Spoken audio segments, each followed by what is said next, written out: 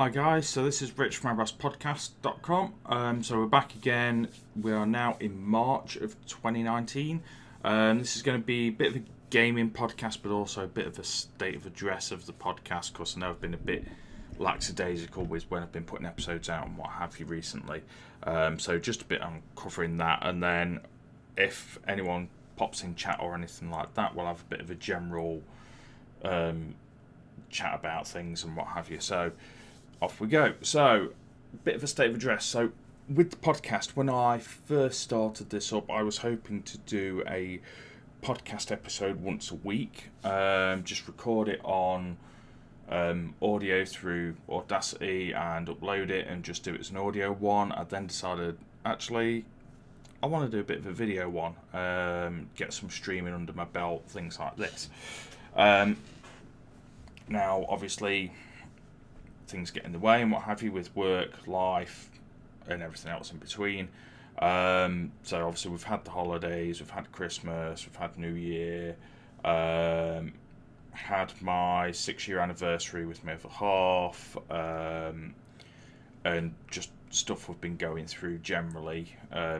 Also, few issues here and there with myself, so nothing major for you guys to worry about out there, just things in my head that I've been mulling over and going over. So the one thing I wanted to look at was, in terms of the podcast, more going towards the streaming again. Now, the one thing that I need to do is get myself a capture card. Now, unfortunately, money constraints have stopped this so far. That's why we have this little donation bar going on to try and get me a capture card. I've got the laptop now to use for stream capture and uploading. This is coming off my PC tower at the minute I'm coming to you from, so I can't, it's an older machine, so I can't really try and dual run games and stream off it at the same time. I could probably do the Gunpla parts off it for Gunpla building, but that's about it. So the one thing I was looking at doing is, in general, at the minute, dropping the Airsoft side of the podcast. Now, the only reason for doing this is my whole thought of doing the Airsoft side was that I'd be able to get some video footage and what have you, and then come to the realisation I haven't been to Airsoft for 18 months, 2 years, and the whole thing is I don't know when I'm going to get to go again, just because of the way things have panned out with money and also with just life in general. Not necessarily saying that I'm never going to Airsoft again, because I still have all my kit, as you've seen in videos. The main thing I'm sort of thinking is I'm not getting the time to go and do it as yet, so it's one of those ones that's going on the back burner for now. I'm still very much into my gaming, so we are still going to get lots of gaming news, reviews, things like that, which is what this episode's about, obviously. And also, in terms of Gunpla, I'm still very much into my Gunpla. I can't buy as many kits as I would like to. I've still got quite a backlog to get through, so the main thing we're going to be looking at when I get the bug back is get more Gunpla kits built on and stream while building them. The one thing that I have is an SJ cam that's a bit like a old GoPro Hero. I think it's a rip-off of the 4. So the one thing we're going to do with that is set that up on my desk, have it pointed down at my hands, running at 720 so you guys can see that. Obviously have my webcam pointed at me so you can see my face and obviously hear me talking, and get that set up. Which is what this, if I move slightly to one side, this desk here, excuse the mess on it, is going to be used for. So that's going to be used as almost a project's workbench for Gunpla, any Warhammer miniatures, any role-playing miniatures I may do in the future. That's all going to be for that. That's what that's set up for, so I can get my tools on there, get all the kit on there and everything. So with regards to the Airsoft one, yeah, we're going to put that more on the back burner, because although you guys do listen to the Airsoft stuff, There isn't a lot that I can sort of keep you in the loop with in terms of news that's not already out there from several other sources that are going to deliver it better, and the guys that can go out to same as British Shooting Show, Shot Show. I know there's a load of the guys over at IWA at the minute. I can't physically do that. I can't afford to do that. I can't do this full time as yet. So that's one of those things. Maybe in the future, hopefully, if I manage to somehow make this full time, then maybe. But unfortunately, I have a house to pay for. I have rent to pay. I have my other half to look after. I have my dog to look after. So yeah, that's not going to happen anytime soon as yet. So yeah, other than that, like I say, with the gaming one, we're still going to keep that up. We are looking at, when I get my capture card and get that sorted, we're going to get some streaming under our belt. So we are going to get Spooky in, who I work with, who is also practically my nephew, I want to say. Basically, complicated real life stuff that you don't want. But we're basically going to set up, do streaming together, get him on board, do some games, and have a bit of a laugh. There may even be somewhere down the road, if I can somehow set up a camera, streams of us playing Warhammer or X-Wing or stuff like that as well. So there is going to be stuff there. The other thing that we are going to look at with the gaming side is also doing, possibly when I get a few more followers and everything like that, get you guys in and get you guys playing with myself, playing with some of the other guys on Twitch that I play with and talk to and what have you, and go through from there. So with that being said, let's go through the reviews of what we've got now. These are just spoken word ones. Like I say, I haven't got a capture card to be able to grab any video footage for you. I can link some gameplay if you guys want that in the descriptions on Twitch and on YouTube and what have you. So we're going to be going through Wargroove, which I purchased just last week on Switch, and also Star Trek Online. So Wargroove, what is it? Well, Wargroove, if you ever sort of played the good old Advanced Wars, things like that. Now, I was doing a bit of reading up at this back end of January, beginning of February about this, so I've been looking at Wargroove for a while. And one of the things that I was looking at was, well, it looks like Advance Wars. Whatever happened to the Advance Wars dev team? Turns out the Advance Wars dev team are the guys that do Fire Emblem. So if you've not seen Fire Emblem, it's pretty much a role-playing game, but you get a little bit of the Advance Wars map thing in there. Whereas this one is full-on Advanced Wars.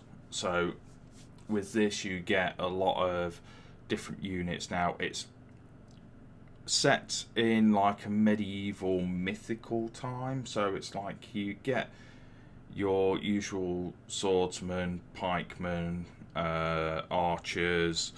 There's wagons that are your transports. There's so I'm trying to think off the top of my head now. There's obviously your leader that's on there. There's also the dragons and balloons that are your aerial units. There's different types of boats. There's sea turtles, merfolk, all sorts of weird and wonderful things. Now, the best thing with Wargroove is it plays exactly like Advanced Wars, so you get all the fun of Advanced Wars. There's also the cool thing of it's crossplay compatible, and you can also download custom maps that people have made, so people can actually make battle maps and scenarios and what have you, and you can download these and play them yourself, playing with your friends. The other cool thing is, as well as it being a fully online multiplayer, it is also a local multiplayer, so you can actually do pass and play with it. Because it's turn-based, you can do pass and play. So the brilliant thing for me, in my sort of eyes is the fact that if I want to play against my missus or I want to play against one of my friends when they're around, they've not got to have another Switch. Doesn't matter. We set up the Switch on the TV. We can both use the same controller, and it's just pass and play, which is how I used to like it originally, back with Worms way back when. So it's one of those brilliant little features they've left in that's a bit of a nostalgia nod, but also works really well. I can see myself with this sinking a lot of hours into it, especially when I go on holiday at the end of next month. While I'm in the car and stuff like that, I can see myself sinking a few hours into this through the campaign and through different scenarios. It is a really good game. I would recommend, if you haven't looked at it, it is available on Switch, PC, PlayStation. I think it's on Xbox One as well. And it's not very expensive. I mean, I picked it up for 15 quid. So for £15, you get a brilliant little strategy game. And yeah, it's just a good laugh and well worth it.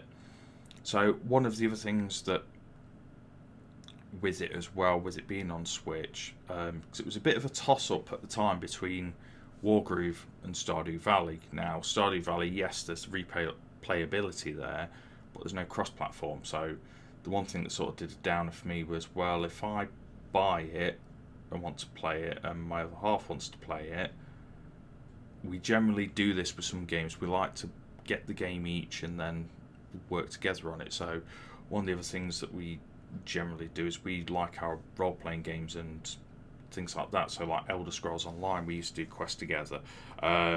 She is currently trying to work through Star Trek Online as well and pick up, sort of get up to where I am and do a few bits here and there with that.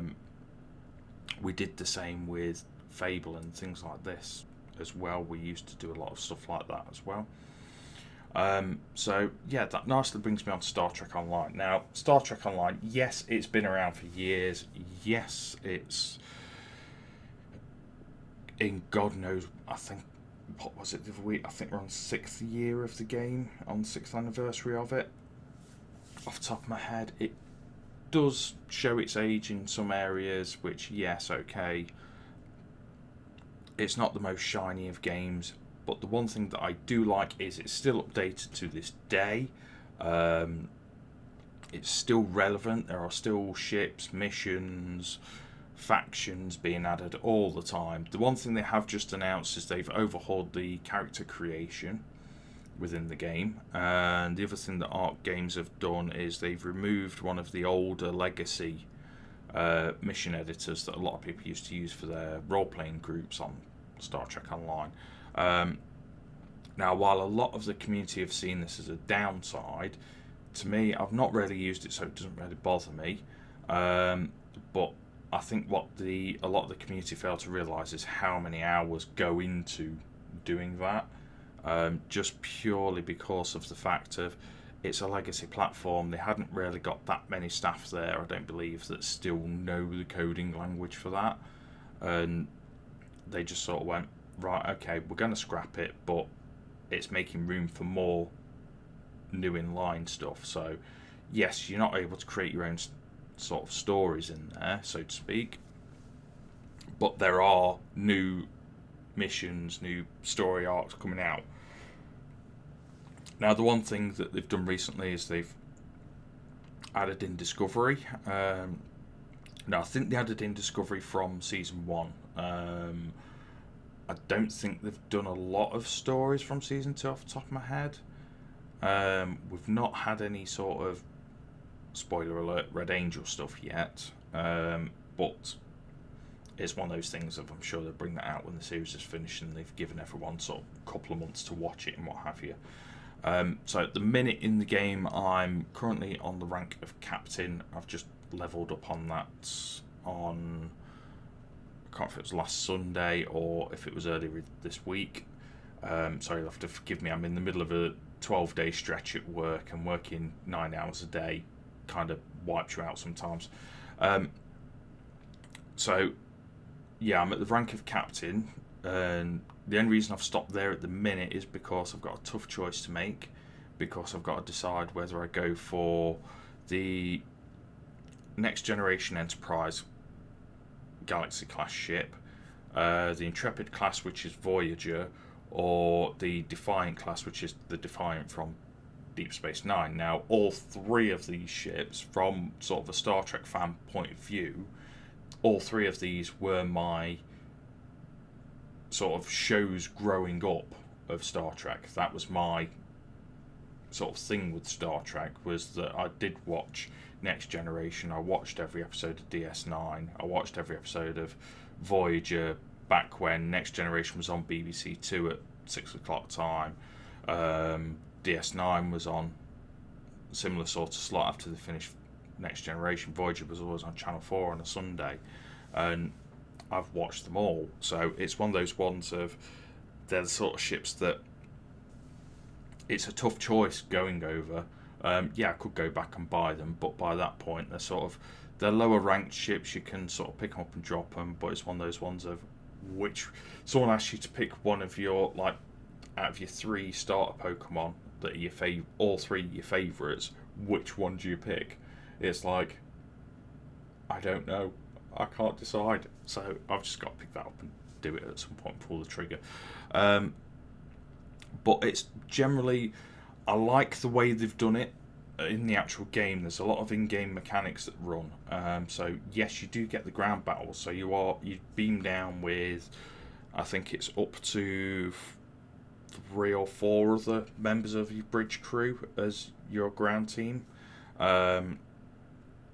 So when you guys beam in as an away team, you have your weapons, you have your inventory that you can, when you're not in battle, you can chuck on armor, you can chuck on weapons and everything like that. Find boxes everywhere and pick up. But then you also have your space combat. So you have your ship, and you basically target your ship. You've got all your different abilities you can run at and chuck at everything.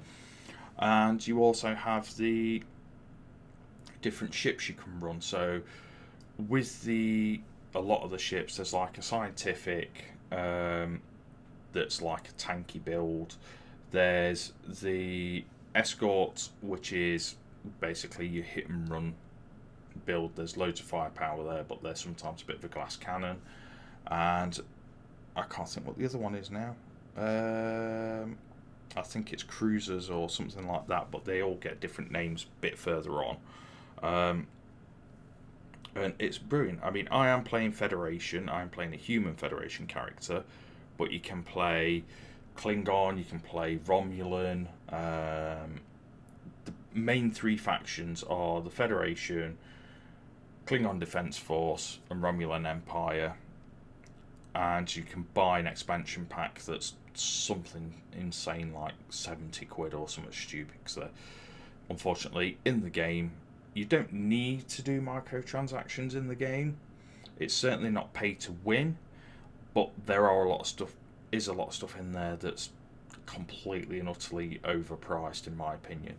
I mean, one of the things that you can get is lifetime membership, where you get so much gold a month. You get, like, basically Zen, I think it is, that's the in-game currency. You get certain extra perks and things like that you get through, and certain extra bits you can access, and XP boost and everything like this. But for that lifetime one, it's nearly £200. Now let's put that into perspective. I could go out and buy a car for 200 quid. It's one of those things of, right, okay, so your base game's free, but for lifetime membership you want to spend 200 quid. Yeah, I went out and bought Elder Scrolls Online. That cost me 30 quid, and I don't ever have to pay for anything on that game again unless I want loot boxes or I want ESO Plus, which is a subscription thing they use. Which, fair enough, I suppose these ones, yeah, it pays the bills, it keeps the servers going and what have you, but even when it's on sale, it was like 140 quid, I think it was, when I said the other day when I looked at it. So it's one of these things, it's brilliant, but what's the point, really? But anyway, yeah, I digress. So you can play the Jem'Hadar in it as well. When you're going through and you're on the different classes and things like that, you can actually go through and do different species. So you can do human, you can do Vulcan, you can do Romulan, Klingon, Andorian, you name it, it's in there. They even have the Discovery stuff in there, so you can actually, if you were starting today, and it's one of those things, I regret doing it, but it's more my own fault because I wanted a different sort of style of uniform. If you're plan on downloading Star Trek Online today and installing it and playing it for the first time, when you get to pick your character, go for the Discovery story arc on the Federation side, only because it's the best laid out introduction and what have you, and tutorial. So it's more played out a lot better. You don't sort of get random characters that you've never heard of. You get like Tilly running around with you, and everything like that. I can't remember who they put as the captain on it off the top of my head. But it's a better story arc for doing the tutorial on, more polished on there. So yeah, once you sort of get through it and you get all your ships building, you don't have to pay for anything, because you find and you get dilithium ore from different missions, and you can convert that into Zen on the exchange. You can buy and sell items for Zen, so you can actually build up your own in-game currency without much bother.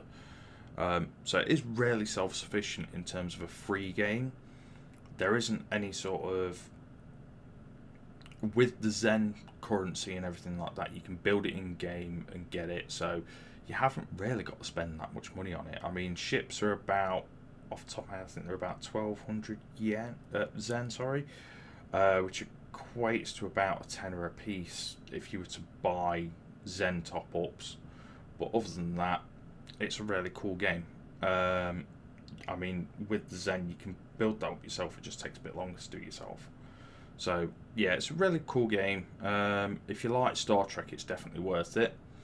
If you're looking for something a bit different RPG wise, or MMORPG, definitely worth a shot. The only reason I sort of downloaded it was we've been watching Discovery recently, and I like Star Trek anyway. I keep on trying to sort of do Star Wars The Old Republic, but I'm more going to wait for the next role-playing game to come out for that. So it's just a bit of a good all-rounder on that one. The other game I was going to mention is I've recently been playing the Power Rangers Legacy. Is it Legacy of the Grid? Let me just double check this. Sorry, of course I've not written it down. I've not planned this at all. Legacy Wars. So Power Rangers Legacy Wars. Now it's a mobile game. It is a fighting one, but it's pretty cool. You just sort of, you get your different Power Rangers from all over the series, and you build them up. You make a support team, so you have your hero, which is your main character that you're fighting with. You swipe forward, swipe back to move. There's 3 little cards that you can run. So there's a strike, which is yellow, there's a block, which is blue, and there's a power move, which is red. They all nullify each other as you expect they would. So yellow nullifies blue, blue nullifies yellow. Sorry, start again. Yellow nullifies red, red nullifies blue, and blue nullifies yellow. So it's one of those ones of usual sort of mix-up, and you get your different characters. You can then go on to get Megazords and play with those as well in different events and what have you. It is one of these ones, it has all the usual mobile microtransactions, but it is pretty cool to just have a bit of a play about and waste a few minutes here and there every day just playing it. I haven't got my phone with me, it's downstairs, otherwise I would show you it. But other than that, it's a pretty cool game just to go and have a bit of a look at and see what you think. So yeah, with that, I think we've pretty much covered everything. Like I say, with the streaming and with the games and things like that, it is up and coming. I'm going to be doing it more. I just need to get that capture card first. Once I get that capture card in, we're all good. We're going to be streaming a lot more. I'm going to be looking at like doing it every weekend if I can. If I don't do it during the week. So we'll see how we go with that. Other than that, guys, this is Rich from ArrowbossPodcast.com. Thanks very much for listening, watching. Remember, go to twitch.tv/Arrowboss24, youtube.com/Arrowboss24, ArrowbossPodcast.com, and you can get all my social media links on there or on Twitch as well. And I'll see you guys next time. Thanks very much for watching. See you later.